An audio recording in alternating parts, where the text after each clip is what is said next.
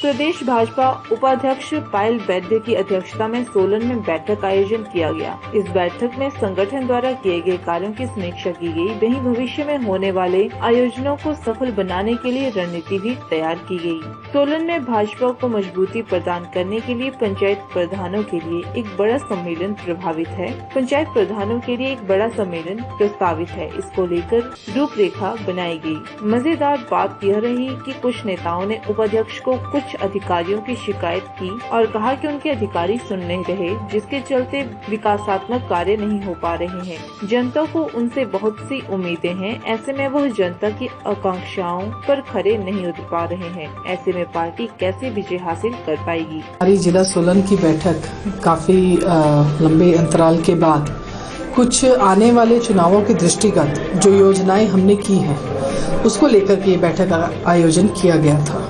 और इस बैठक में आने वाले समय में हम लोग नीचे तक किस तरह से कार्य करेंगे और किस तरह से हम हर बूथ को जीतने का प्रयास करेंगे, उसके चलते हुए हमारा एक ग्राम केंद्रों का सम्मेलन यहाँ पर 1 मई जिसकी हमने तिथि निर्धारित की है वो 1 मई को होना है, उसकी तैयारियों के चलते ये बैठक हुई थी।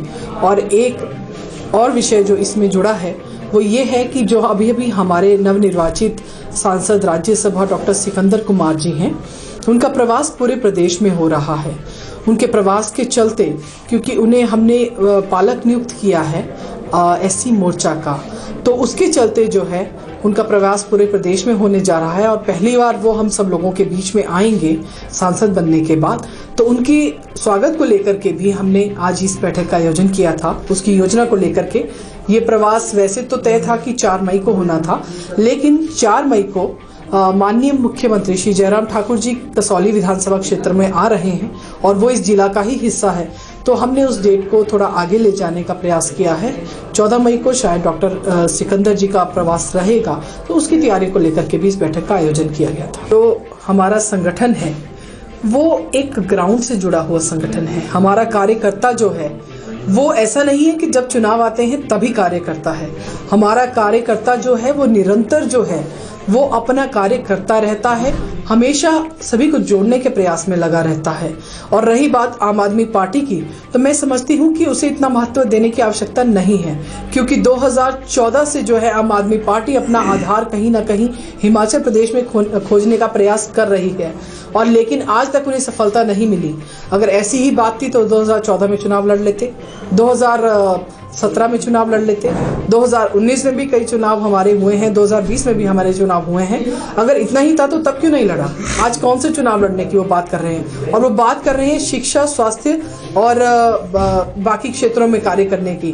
तो मैं ये बता दूं कि हमारा हिमाचल जो है वो शिक्षा के क्षेत्र में हमेशा अग्रणी रहा है, और हमारे हिमाचल की देवतुल्य जनता जो है ये अच्छी तरह जानती है कि कोविड के कार्यकाल में भी जब इतनी बड़ी आपदा हमारे ऊपर आई तो हिमाचल ने सबसे आगे रह करके कार्य किया है, और इसकी भूरी भूरी प्रशंसा हमारे सम्मानीय प्रधानमंत्री श्री नरेंद्र भाई मोदी जी ने भी की है, और हमारे माननीय मुख्यमंत्री जी की पीठ थपथपाई है। तो जिस आधार पर वो यहाँ बात कर रहे हैं, और करप्शन की अगर वो बात कहते हैं तो करप्शन ना अब से पहले कभी थी, और भारतीय जनता पार्टी के राज में तो करप्शन का सवाल ही नहीं उठता।